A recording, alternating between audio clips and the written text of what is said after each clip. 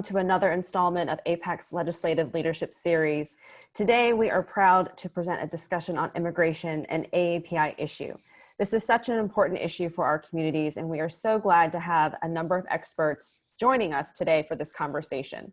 Before we get the panel started, I am thrilled to introduce Congresswoman Pramila Jayapal, who is joining us today to deliver opening remarks. Congresswoman Jayapal represents the 7th District of Washington and is the first South Asian American woman elected to the U.S. House of Representatives. She serves on the House Judiciary Committee, where she serves as Vice Chair of the Immigration Subcommittee, and is also the co-chair of the Congressional Progressive Caucus and a co-chair of the Women's Working Group on Immigration. Congresswoman Jayapal is a member of the Congressional Asian Pacific American Caucus, otherwise known as CAPAC, where she chairs their immigration task force. Prior to her election in Congress, Congresswoman Jayapal has a long background as an award-winning national advocate for women's, immigrant, civil, and human rights, and spent 12 years as the founder and executive director of One America, the largest immigration advocacy organization in Washington state and one of the largest in the country. We are honored to have her joining us to kick off this discussion on immigration issues in the AAPI community today with opening remarks. Please join me in welcoming Congresswoman Pramila Jayapal. Thank you so much, Madalene, and to you and to APACS for your tremendous leadership on so many issues that affect the AAPI community. It is a true honor to be here with everyone today, and I'm so glad that you've included immigration as part of your legislative leadership series. As many of you know, immigrant justice has been my life's work. I say that as a proud immigrant myself, but also, as Madalene said, someone who founded an organization that grew into the largest immigrant rights advocacy organization here in Washington state, one of the largest in the country. And together we led the largest voter registration drive in the state as we added more than 27,000 new immigrant voters to our rolls. Then in 2016, I became the first South Asian American woman ever elected, and now just one of 14 naturalized citizens serving in Congress. I come from a state where AAPIs have been at the forefront of leading on so many issues, including immigration, and I've been proud to have worked consistently with our leading AAPI organizations in our state, but as I did national work nationally as well. As an immigrant, for that matter, as a woman of color, a progressive, and an organizer, it requires extra strength to serve in Congress during an administration that has pursued an immigration strategy rooted in cruelty, racism, xenophobia, and white nationalism. And today, that challenge is even greater as the nation faces a public health and economic crisis, the likes of which we have not seen in our lifetimes. We have already lost more American lives than we lost during World War I, and we are inching up to reach the number of lives, American lives lost during World War II. We are seeing unemployment numbers that rival the Great Depression, and relief packages by Congress have excluded enormous categories of immigrants, including AAPI immigrants, many of whom are legal citizens, US residents, perhaps married to somebody with a different status. Even those have been excluded. Every minute without additional congressional action is a life lost, a business shattered, a family devastated. This administration has done its utmost to use this virus to advance a xenophobic agenda and perpetuate harmful stereotypes and myths that have been extremely destructive to our AAPI community.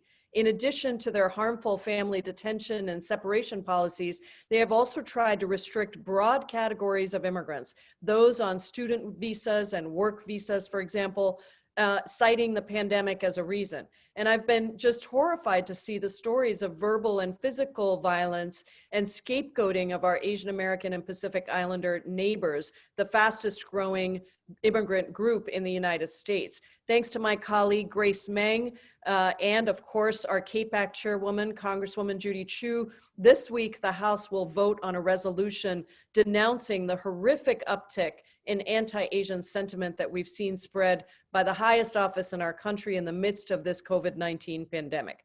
I'm very proud to be an original co-sponsor of that resolution and proud of the work that CAPAC has led in fighting back against hate speech, including our advocacy for increased funding and reporting on hate crimes.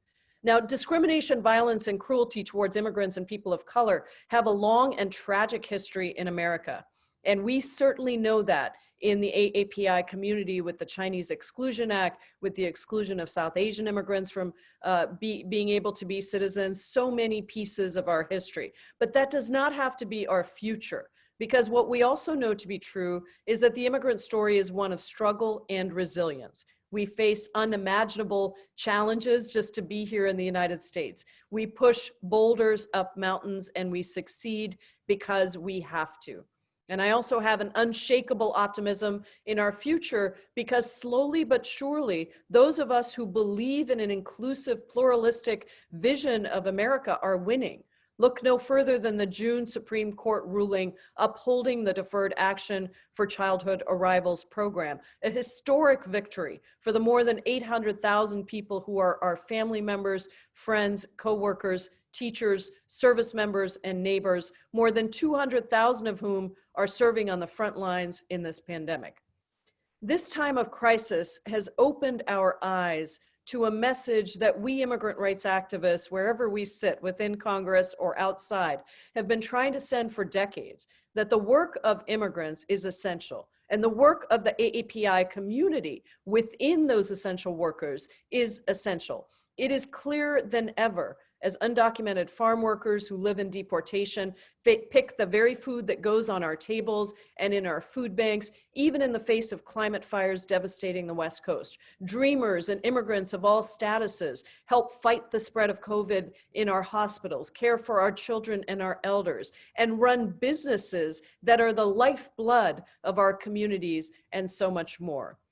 But we have work to do to make sure that our immigration policies reflect those roles of our AAPI community across the board. The House passed the American Dream and Promise Act, but we have to ensure that the Senate does as well. We need to make sure that family separation is ended once and for all, that we find humane and compassionate alternatives to the prison detention system, especially as COVID-19 spreads through these ICE facilities at alarming rates. That is why I introduced the Federal Immigrant Release for Safety and Security Together, the first act, along with Senator Cory Booker, which would immediately release people in ICE custody over the age of 50, under the age of 21, or with a health condition that puts them at a higher risk of developing a serious illness during any national emergency like this one. And that's why we have to dramatically reduce our use of detention and implement critical reforms, as my bill, the Dignity for Detained Immigrants Act, would do. We must pass the Reuniting Families Act. This is Congresswoman Judy Chu's bill that addresses the long-standing issue of family separation for AAPI communities that have faced untenable backlogs, and requires us to address those backlogs, but also to think prospectively. We also have to rethink enforcement, going back to the cruel 1996 laws that have criminalized so many immigrants, including in our Southeast Asian community, people in some cases who have already been deported and really deserve to be able to come back. By the way, the American Dream and Promise Act, the most progressive bill, actually finally included a provision that would allow for those individuals to return. The reality is our enforcement system requires ensuring fairness and due process by creating scalable civil consequences to immigration violations, so that our enforcement system is not solely dependent on detention and deportation. It means creating a fair immigration process that allows people to immigrate, to be with their families, and to seek safety so that America can restore its place in the world as a beacon of hope and safety. It means making investments in countries to ensure that no one has to flee, and building back up our diplomatic apparatus and ending US support for countries that commit human rights abuses. And of course, it means combating climate change on a global scale to prevent a global climate refugee crisis. Now, before I end, I just want to say one word about a horrific situation that has been unfolding over the last 48 hours, and that is alleged reports of unnecessary medical procedures in Georgia, at the for-profit Irwin Detention Center, where at least 17 or 18 women appear to have faced unnecessary medical procedures of a reproductive nature, some of which have included partial or complete sterilization.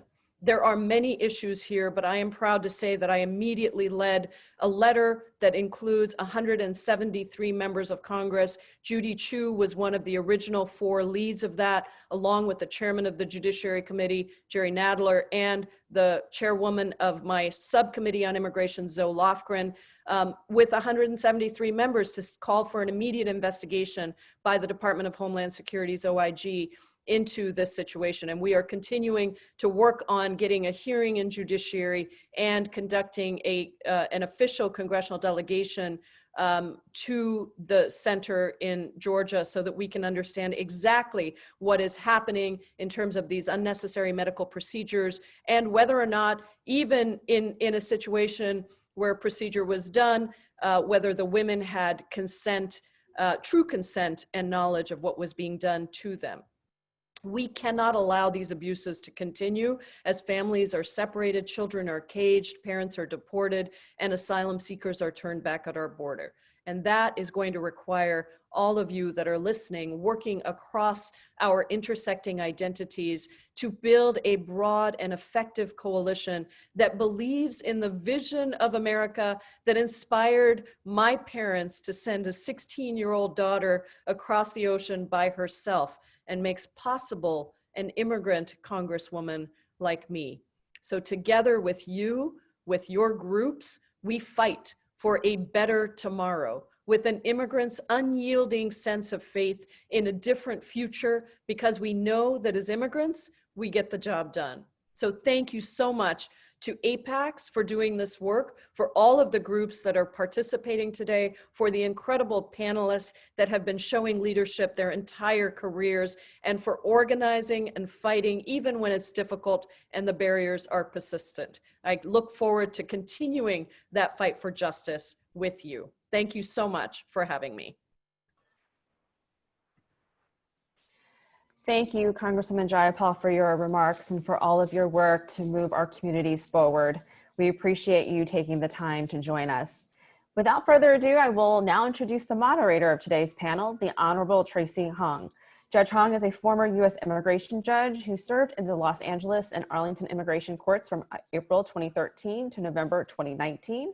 Prior to that, she served as a senior policy advisor for the Department of Homeland Security Office for Civil Rights and Civil Liberties in Washington, D.C. Judge Hung has also previously served as counsel for the U.S. House of Representatives, Committee on the Judiciary, Subcommittee on Immigration, Citizenship, Refugees, Border Security, and International Law. Her prior experience also includes working for the Asian American Justice Center in Washington, D.C., first as an immigration staff attorney, then as immigration program director. All that to say, she is the perfect person to moderate this discussion. For those of you joining us on Facebook, please put your questions in the comment section. And if you're joining via the webinar, please use the Q&A chat box feature. Traci, it's all yours. Thank you so much, Madalene. And what an honor for me to be able to host this amazing group of leaders in our community. Honestly, with everything that Congresswoman Jayapal just covered, you can see how important immigration is to our community. It's my job here today as your moderator to briefly introduce you to the stellar panel that APEX has put together.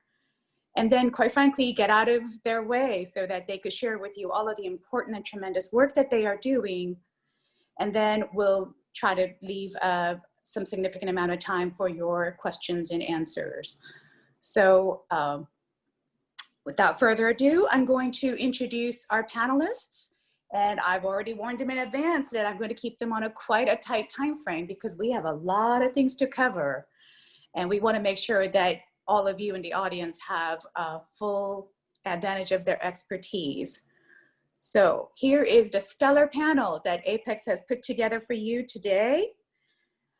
And they are Megan Essaheb, Director of Immigration Advocacy at the Asian Americans Advancing Justice, AAJC, Mahnoor Hussain, Policy and Partnerships Manager, at SAALT, South Asian Americans Leading Together. Michelle Liang, Policy and Communications Manager at NACASEC, National Korean American Service and Educational Consortium, and Kam Moa, Director of National Policy at CIRAC, Southeast Asia Resource and Action Center.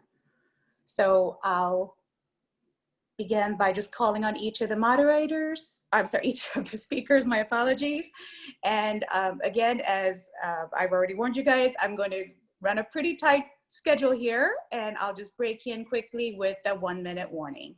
But Megan, why don't we start with you? Hi, everyone. Again, I'm Megan Essaheb, and I'm the Director of Immigration Advocacy at Asian Americans Advancing Justice, AAJC. Thanks so much to Apex for having me on this panel. And well, Representative Jayapal was amazing. She's a tough act to follow. So Asian Americans Advancing Justice, AAJC, is a national civil rights organization whose mission is to advance the civil and human rights for Asian Americans and to build and promote a fair and equitable society for all. Our organization works on voting rights, census, affirmative action, litigation, and immigration. And we are part of a national affiliation with affiliates in Atlanta, Chicago, Los Angeles, and San Francisco. First, I just think it's really important to say at the outset that the immigration and policies of this administration are the realization of a white nationalist agenda.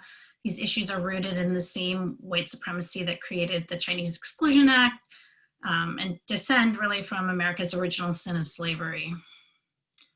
Immigration and customs enforcement, immigrant detention, and the idea that immigrants who live in our communities and pay taxes don't deserve access to the safety net, that immigrants can have their children ripped away from them, and the idea that immigrants have to constantly prove and reprove their worth as human beings all have their roots in the white supremacist goal of keeping America majority white. So it's in this context, we at Advancing Justice AAJC have tried to narrow our immigration issues into a set of priorities. First is to preserve and promote the family-based immigration system. We do much of this work by co-convening the Value Our Families campaign, which NACASEC also co-convenes and SALT and CIRAC are also members of. The Value Our Families campaign exists to protect, preserve, and strengthen the family-based immigration system and promote an immigration system that is informed by love, empathy, and justice. We defend against attacks on the family-based immigration system, and we also promote Representative Judy Chu's Reuniting Families Act, which Representative Jayapal just mentioned. Another bucket of work is immigration enforcement. We work through the Defund Hate campaign to push for Congress to defund ICE, Border Patrol, and immigrant detention. And a big priority for us is to end the deportations of Southeast Asians, and we follow CIRAC's lead on that, so I'll let Kam talk to you about that. And we're also part of the New Way Forward campaign. The next area is access to status. We support legalization for the 11 million undocumented immigrants and permanent status for DACA recipients and TPS recipients. And you know, it's important to note that there is a program of temporary protected status for Nepal. So we support our partner ADACAR in trying to defend TPS for Nepal. And then finally, another bucket of work is on the Muslim ban and the targeting and profiling and surveillance of MEMSA communities as well as Asian American communities. We're actually launching a new project the week of October 6th to respond to the US government's efforts to target and profile Asian immigrants, particularly those of Chinese descent who are working in particular fields of science. And so that project will have more information on our website. It's part immigration because many people being targeted are immigrants, but not all. Some are American citizens. But you may, for example, you may have seen that the US government just recently revoked 1,000 visas from Chinese students and researchers. I guess I'll end there. I think that's more than enough, and we'll have plenty of time during the Q&A session to go into depth. Again, what we're trying to do right now is to give the audience a brief overview of what these really important organizations and our leaders who are on this panel today are working on. So we're just setting the scene and just getting started. Thank you so much, Megan. All right, why don't we next turn to Kamwa from CIRAC. Kam? Thank you so much, Tracy. So the Southeast Asia Resource Action Center started in 1979 as an organization focused on passing the Refugee Resettlement Act and then helping resettle Southeast Asian refugees into the United States. We are a national civil rights organization focused primarily on advancing the rights of individuals from Cambodia, Laos, and Vietnam who were affected by the Vietnam War. Our work is sort of spread across three buckets: immigration, reform, education, and then healthcare access. And, you know, at CIRAC, our immigration work, although we, you know, have three large priority buckets, including, you know, protecting the family immigration system and removing barriers to naturalization for Southeast Asian Americans. Our primary focus has been ending the detentions and deportations of Southeast Asian Americans and returning home those who have been deported and want to come back. So to give a little bit of an overview of the issue, in 1996, the United States passed two bills: the Illegal Immigration Reform and Immigrant Responsibility Act and the Anti-Terrorism and Effective Death Penalty Act, which together expanded the crimes that made someone deportable, created mandatory detention, automatic deportations, restricted judicial discretion amongst immigration judges, and then was retroactive in nature. So folks who were not deportable in 1995 suddenly found themselves deportable in 1996.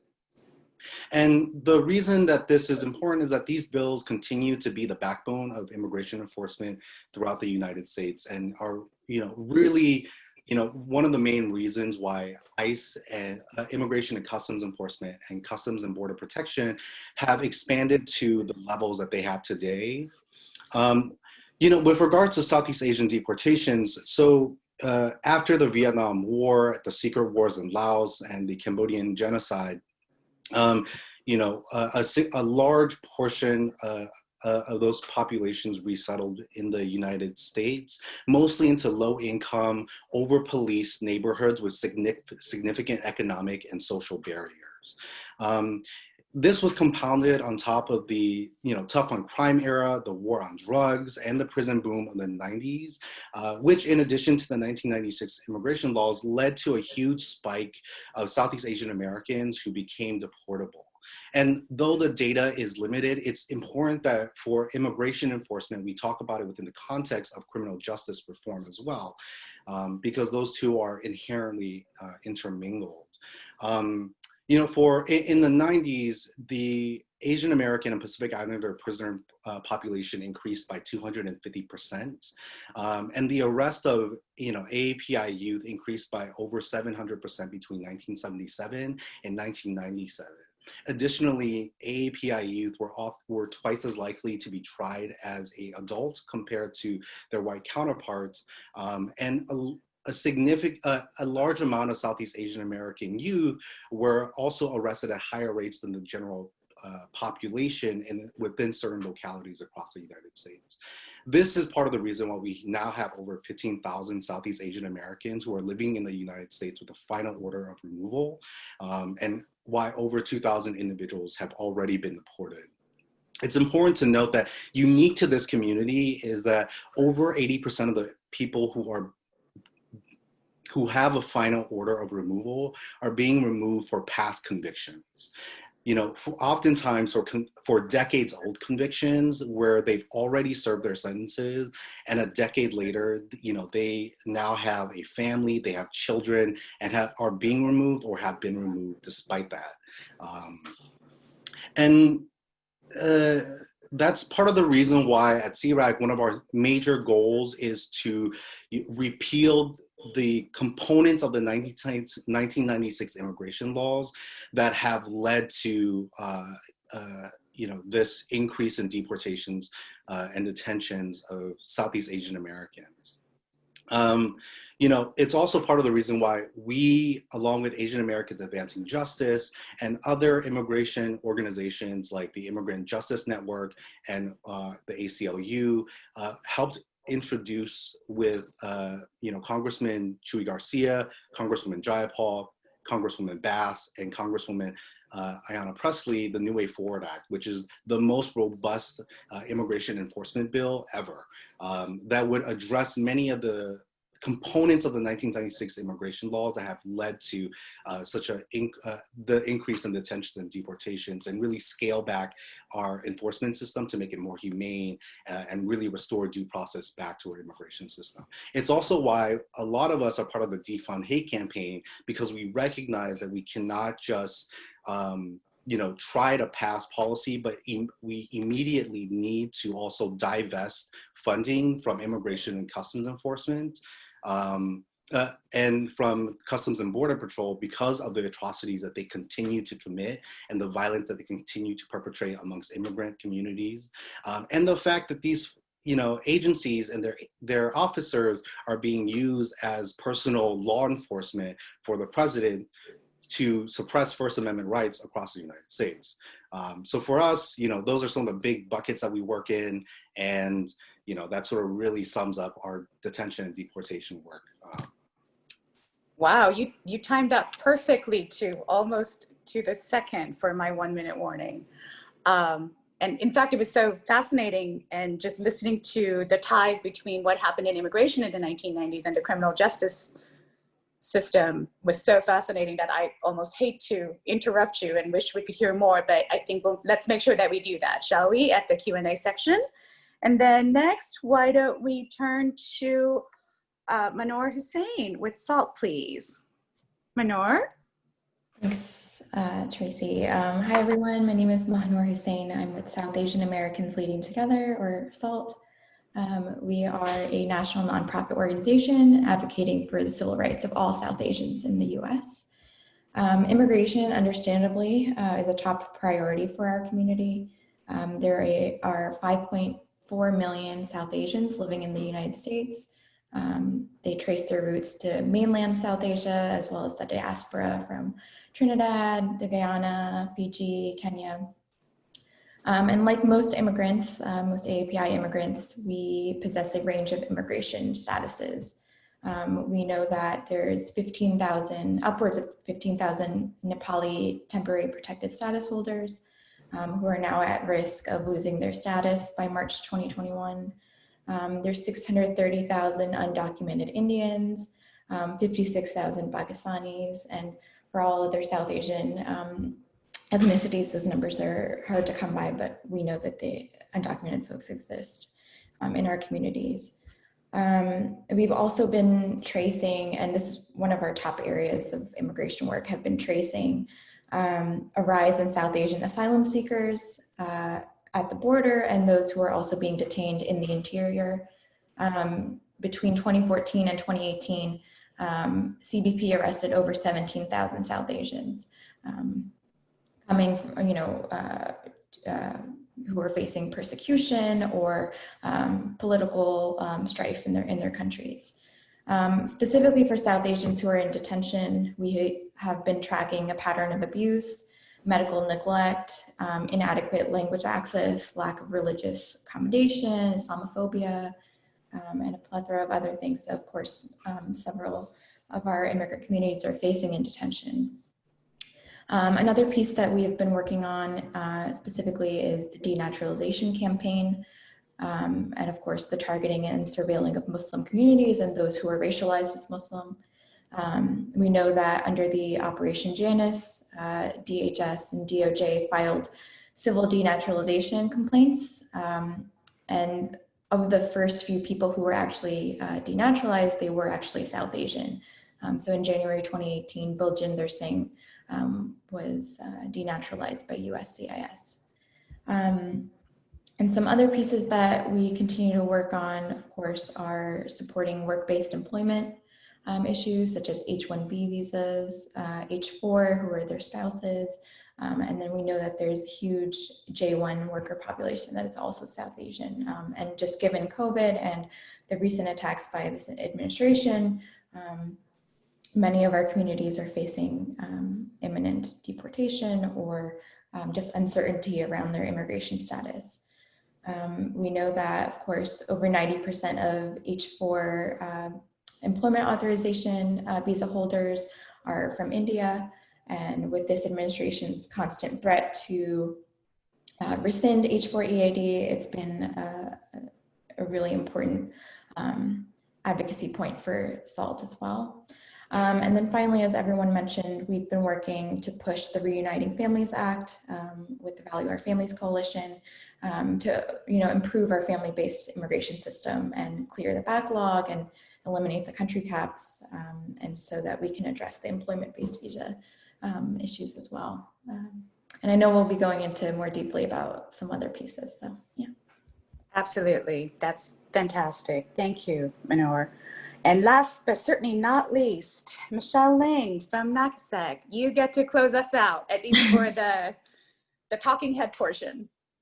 Sure. Hi, everyone. My name is Michelle. I use she, her, hers, and I'm the Policy and Communications Manager at NACASEC. NACASEC stands for the National Korean American Service and Education Consortium. So much of NACASEC's work is guided really by our Citizenship for All campaign. And the three main goalposts of the Citizenship for All campaign are: number one, citizenship for all 11 million undocumented immigrants; number two, the abolition of ICE, the Immigration Customs Enforcement, and CBP, Customs and Border Protection; and number three, the bringing of deportees back home so they can reunite with their loved ones who may still be here.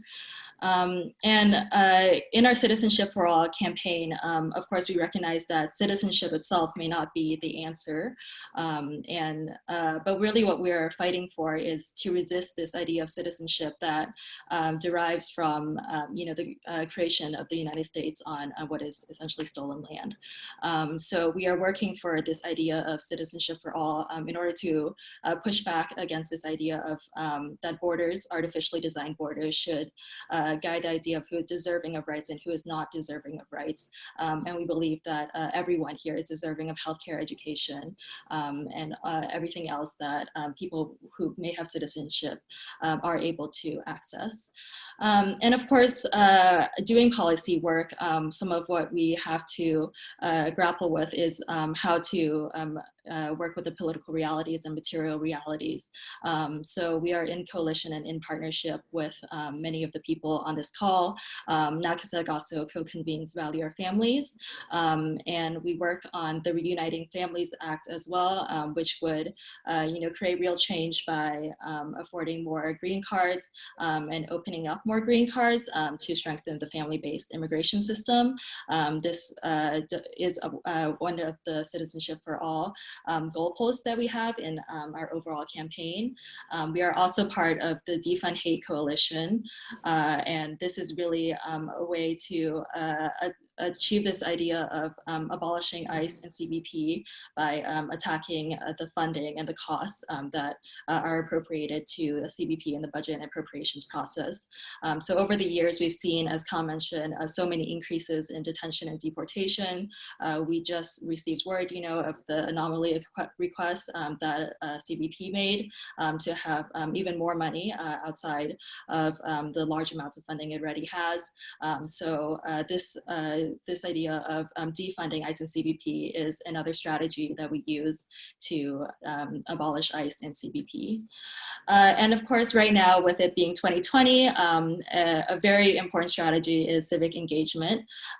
We are, the entire national team of NACASEC is here in Pennsylvania right now, and we are here not because of the importance of voting itself, because we know that there are many people, especially undocumented individuals, who cannot vote.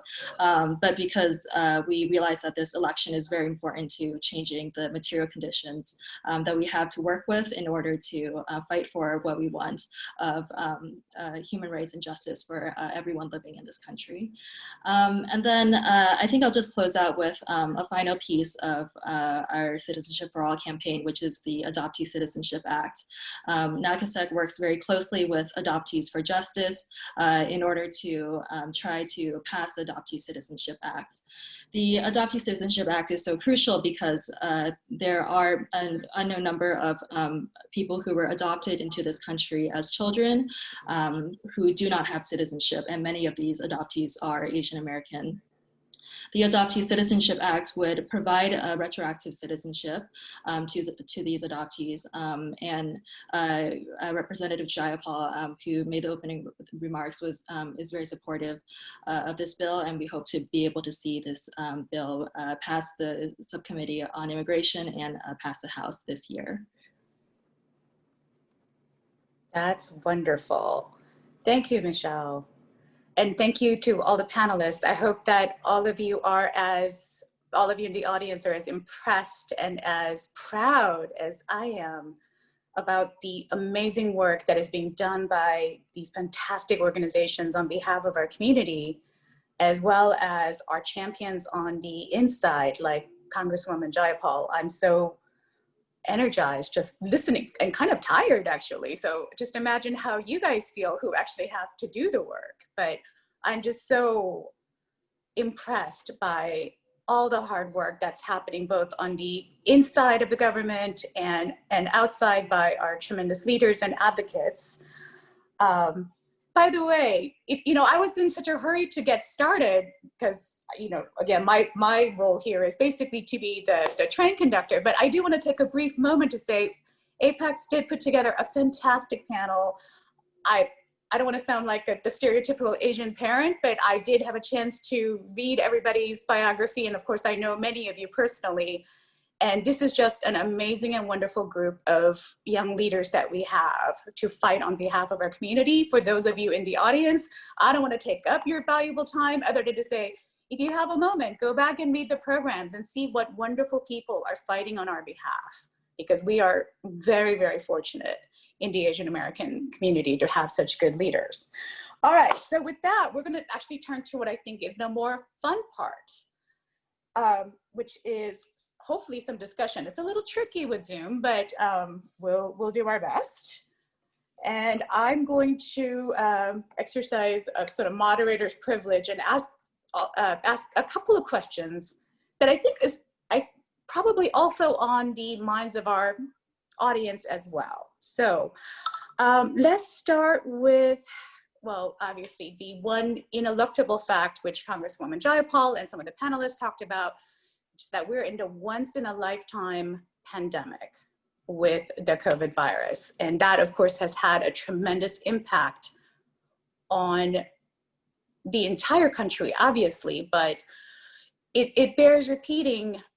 There's a statistic that's stuck in my mind ever since about 20 years ago when I worked for the Asian American Justice Center, which is the Asian American community is pretty much equal parts, 1/3 native-born United States citizens, 1/3 US citizens who became naturalized, and then 1/3 who spans everybody from lawful permanent residents to a fairly sizable, something over a million or so undocumented immigrants, which is not something that's commonly well known outside of the Asian American community. And given this mixed nature of our community, one of the things that I know has hit us particularly hard is what do we do when we have what people refer to as mixed status families? That's where a United States citizen may be married to an undocumented immigrant, they have United States citizen children, or legal immigrants, and everything in between. So I know that each of the organizations that are represented here today have been doing some fantastic work around the impact of the COVID virus, both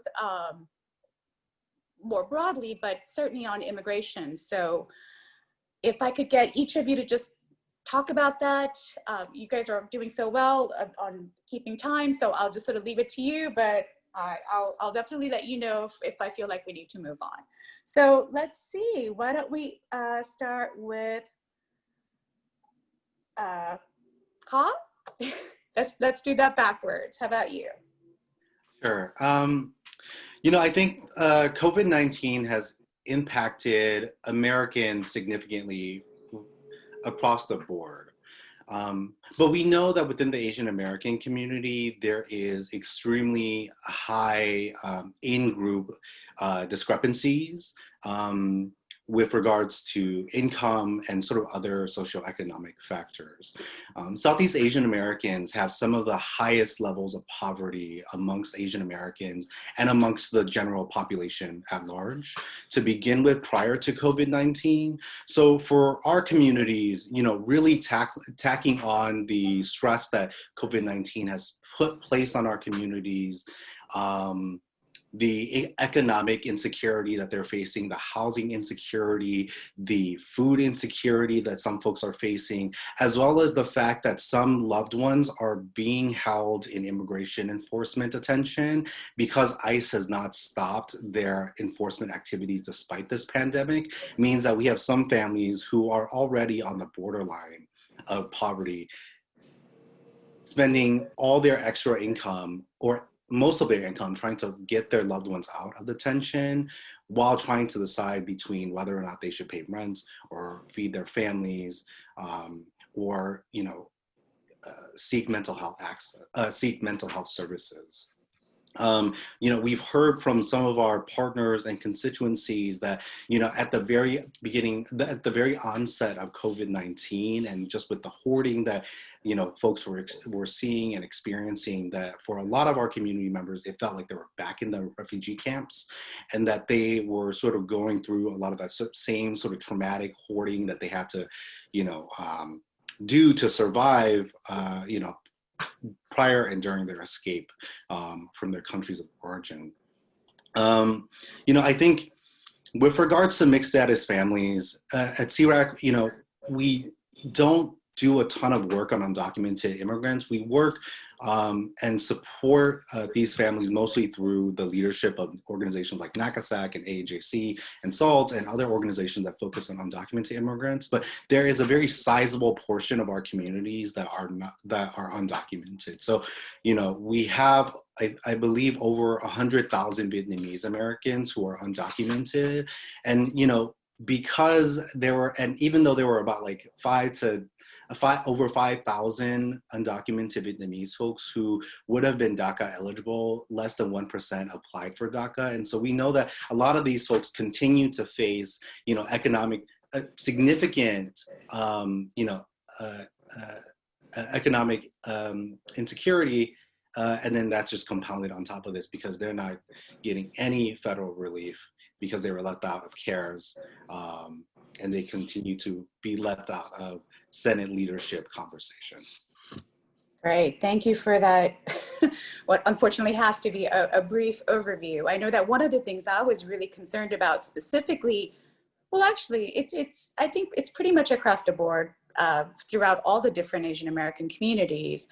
But given the very high rate of the virus transmission in detention facilities, I find myself constantly being worried about our loved ones who may be detained at both, as you pointed out correctly, in the criminal justice system, but specifically, given that my bailiwick, I'm terrified about the people who are in immigration detention facilities, which are supposed to be civil facilities, of course. So thank you for that overview. Megan, why don't I turn to you, and if you could maybe tell us a little bit about the work that's going on the Hill with regards to things like the HEROES Act and how that may help the Asian American community? Sure. So the HEROES Act, which passed the House, includes immigrants and relief. I guess let me start with the last package that passed Congress.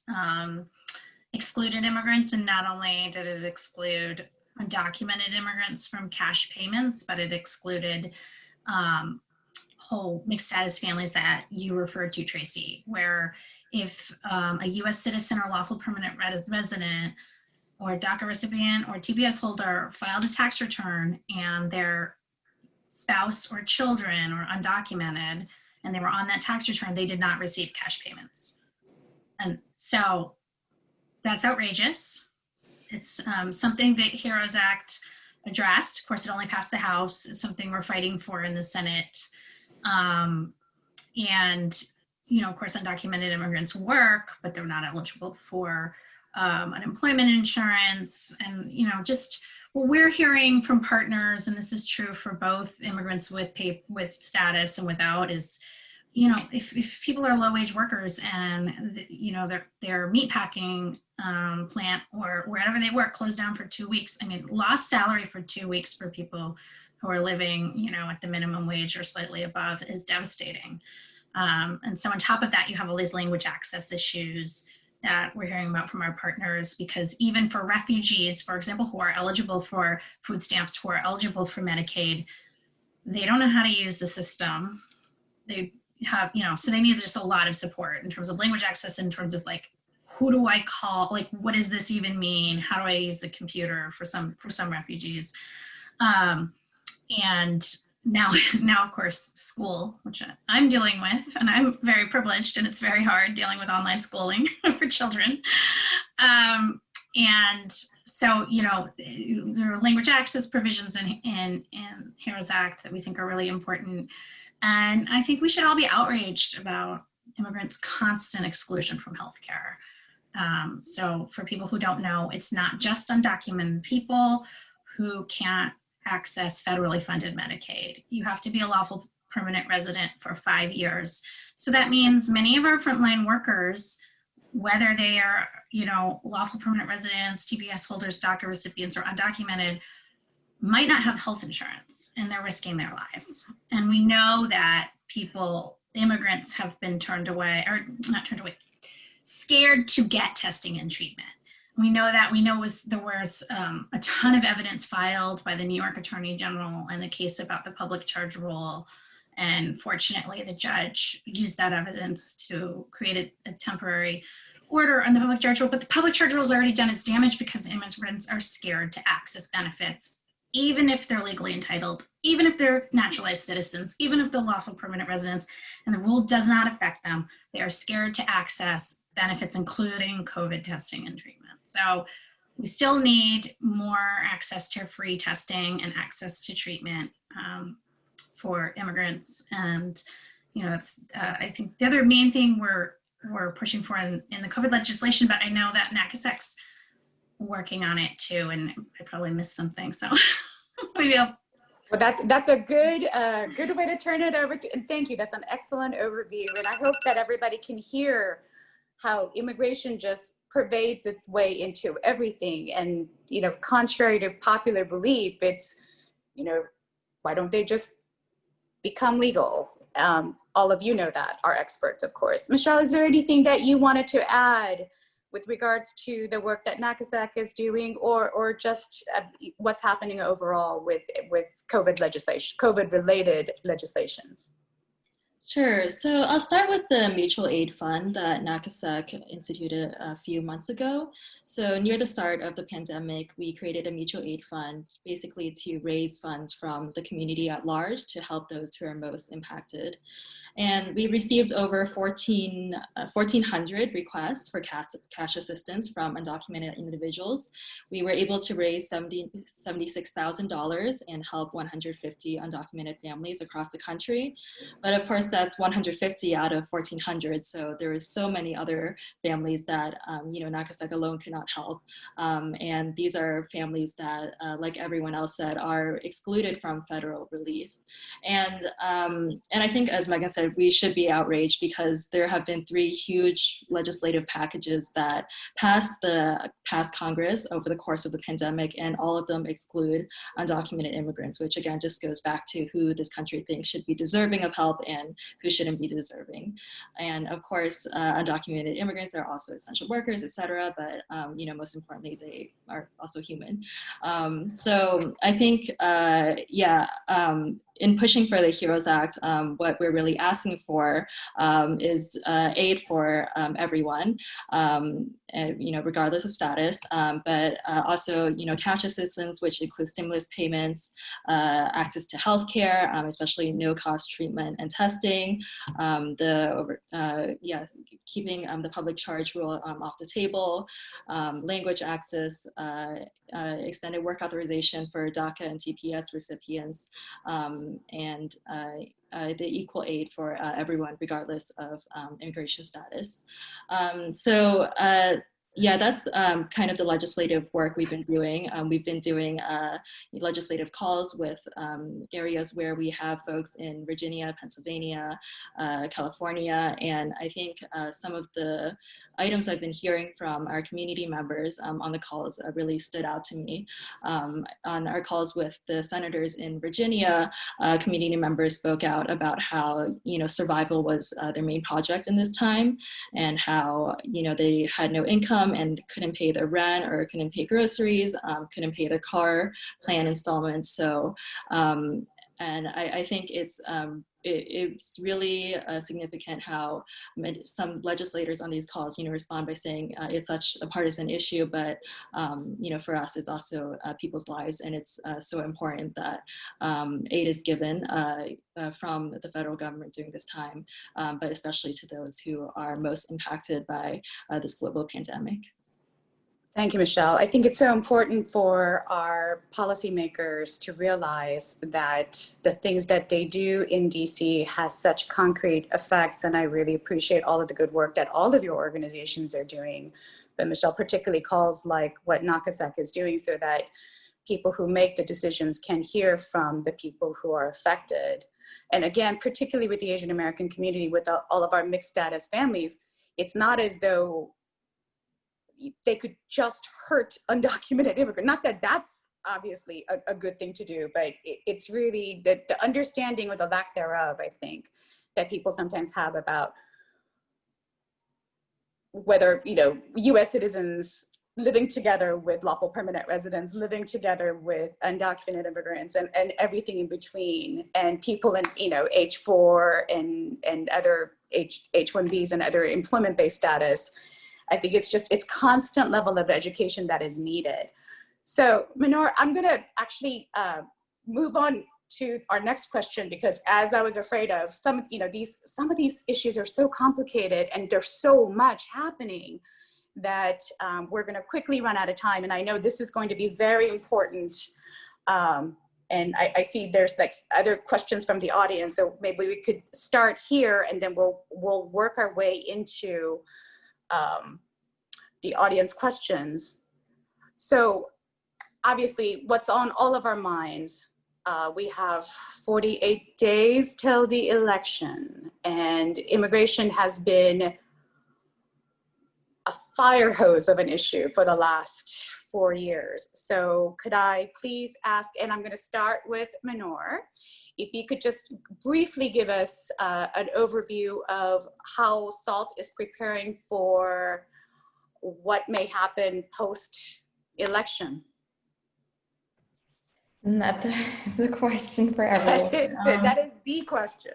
It's very difficult to,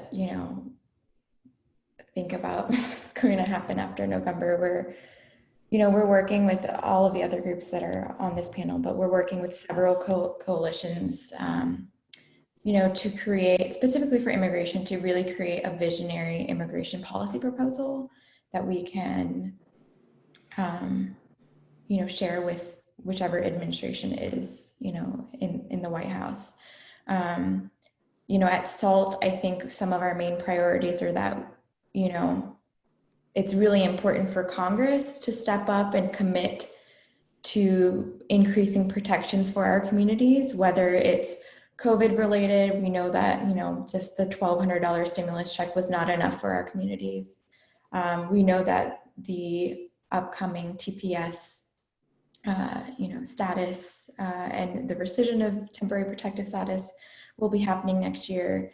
DACA still remains, very much so in limbo. And so, it's really up to Congress, regardless of who the administration is, to provide our communities with relief. And so we're going to continue to push accountability on those.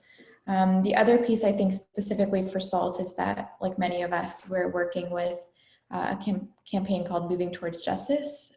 It's a coalition of several different organizations that are creating a visionary immigration policy proposal that really, is both embedded in principles of abolition, as well as, things that we really want for our communities so that they can live with dignity with their families and their loved ones on whichever, visa that they're on. And so, yeah, I think the other top priorities for us, again, of course, is to push to repeal the Muslim ban, which has been ongoing since 2017 and has separated millions of families, and to end family separation. Okay, so that's actually a really good segue, because there's to our audience Q&A part, because there's a specific question which I think is near and dear to SALT's heart and your heart, which is it appears to be from an audience member who's an H-1B worker. So it says, it currently takes about 20 years for an Indian H-1 worker to get his or her green card. Is there a possibility that this might get faster in the future? And ordinarily I don't read comments, but this comment is so on point that I feel the need to read it. The questioner states that we live our entire lives here under constant fear of losing a visa. We need more certainty and support from this country to which we devote our entire lives. I could not have said that any better, the questioner. I really appreciate your honesty and candor. And then I want to turn to SALT, because I know you guys have been doing some really fantastic work in this regard. Yeah, and thank you to the person who asked this question. I think it's really important, but at SALT, we definitely hear and understand the frustrations around the green card backlog. And at SALT, we're really focused on, how this sort of feeds into the larger threat to all immigrant communities, which is, constantly this administration's vicious policies to ban, deport, and hinder, immigrants across the spectrum, including H-1B visa holders, green card applicants. And we know that more recently, the work visa executive orders that were issued prior to COVID to limit, folks on various work visas from coming into the country. And I know that, this is a shared struggle across our immigrant communities and really requires a shared solution. Specifically, I'm thinking, I know there was a question about S386 as that being some sort of solution to this backlog issue. And for SALT, we definitely think that this is just sort of a thinly veiled attempt to appear pro-immigrant, but it actually doesn't get to the root of the real problem, which is companies exploiting immigrant labor, and then also, this huge backlog.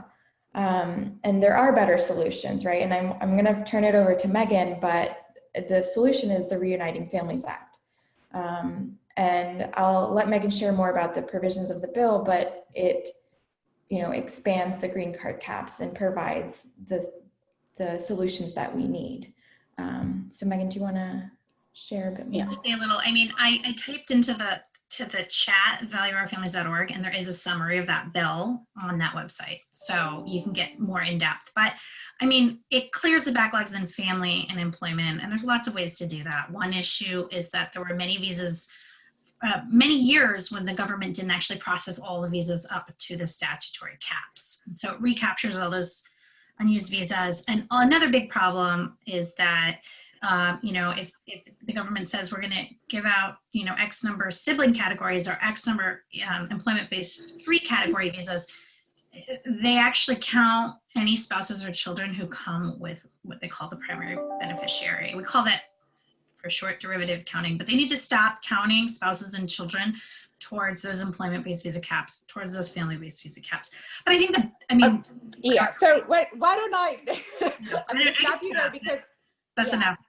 No, well, I mean, only because I can tell you from having been an immigration lawyer and an immigration judge for, about 25 years, that the issue that we're talking about is one of the most complicated areas of immigration law. The per country caps, the visa recapture, the going back and forth between employment-based, and I mean, it requires literal rocket scientists to try to do the math that goes back and forth, right? So. For members of Congress and senators, is what Mahnoor said. We need more green cards. We shouldn't fight over this small pool of green cards. Exactly. Amongst communities, we should have more green cards. That's right. That's perfect. So I think the takeaway message for the person who we hear you and we hear your pain, but I think it's because of the legal complexities of it. I think the part that we want the audience and our community members who are being affected personally by these broken laws is to understand that we have to be super careful about not being pitted against each other, which happens all the time if you let them, that we need to work on what's going to help the community as a whole. So I just want to make sure that the person who asked the question, please, one, understand, as you can see, there's a whole bunch of really smart people fighting for you, one, and two, that it is complicated, but there are good solutions where you do not have to pit one group of people against another group of people. All right, so, oh my gosh, there's so many good questions. I'm reading it as we speak that we could probably do a whole nother panel just on answering these good questions because they're actually really, really detailed. I do want to do just one quick follow-up because it's a really good question. Ka, there was a question specifically for you. It says, why didn't the Vietnamese undocumented immigrants apply for DACA? So I'm going to take a moderator's privilege and I want to hear the answer to this question. You know, I think part of it is that within that particular community, there's still a lot of shame and stigma around it, around being undocumented. And I think, you know, even with a government program that like DACA, I think it's hard for folks to feel comfortable enough and to sort of move beyond that without like concentrated outreach into those communities in a language and an approach that they can understand. I think it's why language access remains such a huge hurdle within the immigration space as well. And you know, that's sort of the best way you can say it. There's a lot of shame and stigma in the community about being undocumented. No, and I think that's very helpful for the audience members to know, and even those of us who work on the issue day in and day out, there's a huge sort of cultural component to, even when there are avenues of relief available, that sometimes it's the non-legal aspects of things that get in the way. So thank you for answering that question so brilliantly.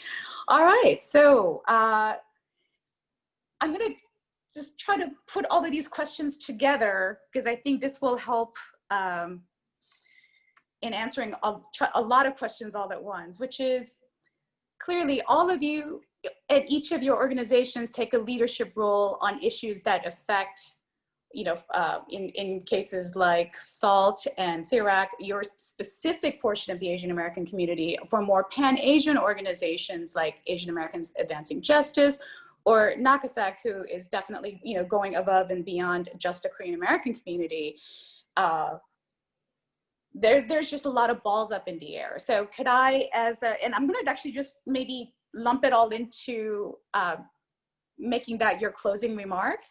I wanna give the audience a little bit purview of, I think they've gotten a pretty good sense of what each organization does, but could I get each of you to talk briefly as your closing remarks about how all of you work together, because I think that will be a really positive and optimistic way for us to end this panel. So let's see, Michelle, why don't we start with you? Sure. So I think first of all, it's really important to work in coalition, both formally and informally. Formally, we are part of several coalitions that I think we've already talked about: Value Our Families, Defund Hate. NACASAC works a lot with Adoptees for Justice. And I'll just do a quick plug here for Adoptees for Justice. You know, there's the Mutual Aid Fund. It's also so important to pass the Adoptee Citizenship Act by the end of this year. So we only really have, you know, like 4 months left. So I would encourage everyone watching to go to adopteesforjustice.org to find out ways you can contact your representative about it. But then there's also ways that we all work together informally. So I think a lot of it is knowledge sharing. So going on a lot of these coalition calls is just about sharing knowledge. People like Megan have, a lot of years of knowledge and policy analysis to share. So that really helps inform the work that, I personally do too. Also, we recognize that NACASEC is mainly East Asian. I'm Chinese American. Most of the staff here are Korean American. There's a certain amount of East Asian privilege as well. So we are really grateful to organizations like SAALT and CRAC for, bringing that voice and to working together with them. And, we've done statements together, joint statements, joint press releases. So I think it's really important for us to also stand in coalition in these informal ways as well.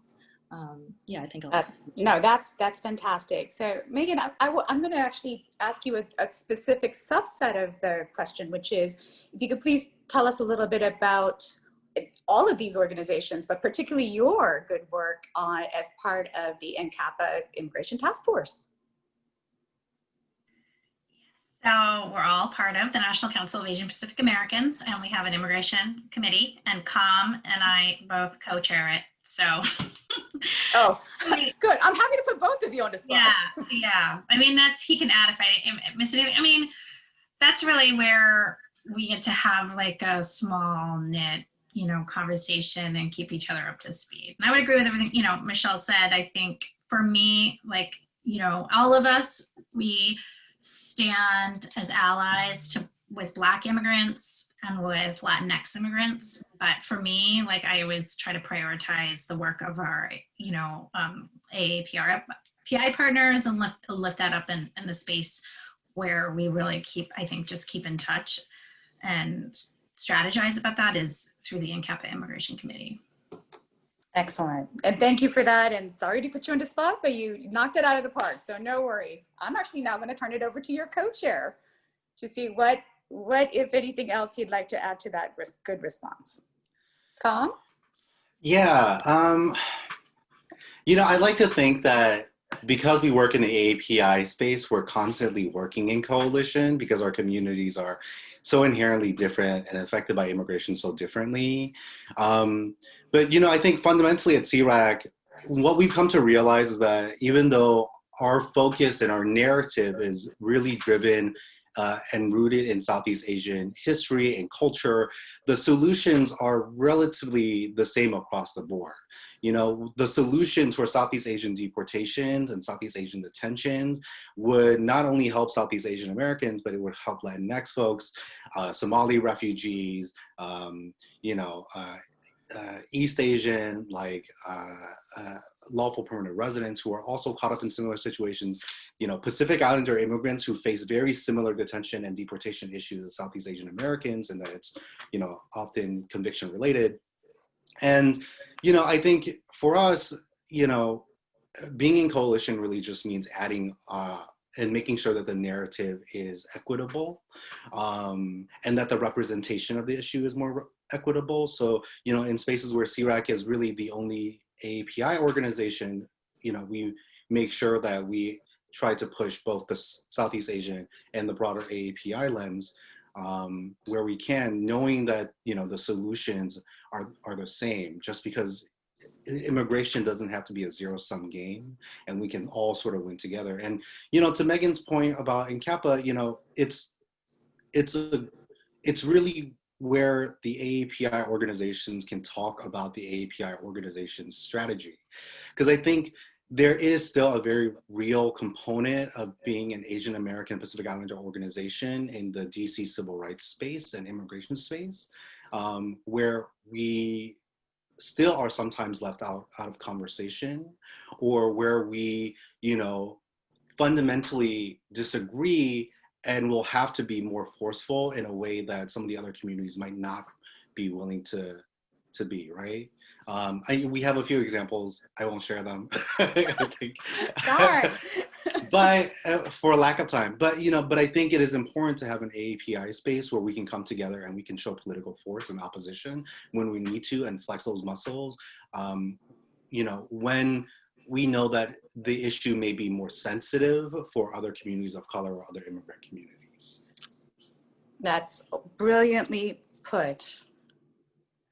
And the fact that usually the answer is for us not to be pitted against one another, but to work together, not just within our own community, the Asian American community, with all of our diversities and complexities, but also with Latinx and African and so many other immigrant communities. Thank you for that. I think that's so important for people to understand that it's usually the one solution is meant to benefit all of us in all of our communities.